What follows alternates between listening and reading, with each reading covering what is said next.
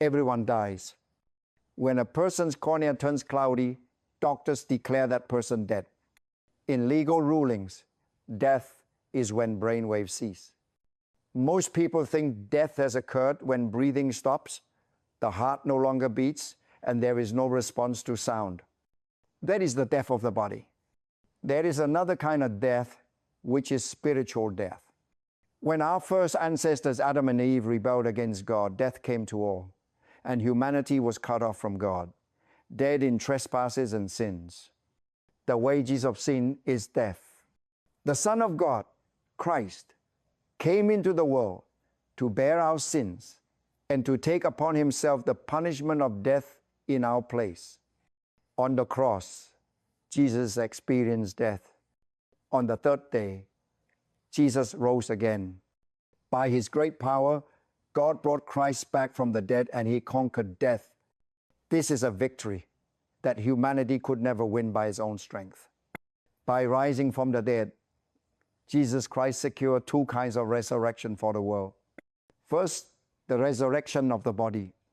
After his resurrection, Christ had a glorious body that is not bound by the limits of space and time in the material world.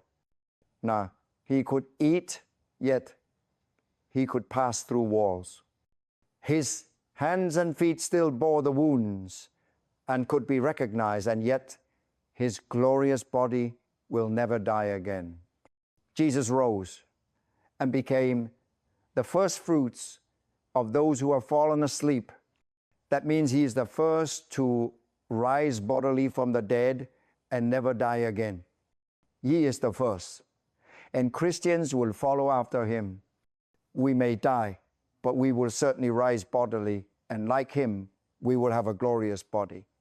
Second, because Christ rose and conquered death, he brings spiritual resurrection to those who believe in him. We who were once dead in our trespasses are now made alive together with Christ. God gives us new life, making us his children, no longer slaves to sin. This is a life that is noble, holy, and glorious. My friend, you can receive it too if you will believe in Jesus.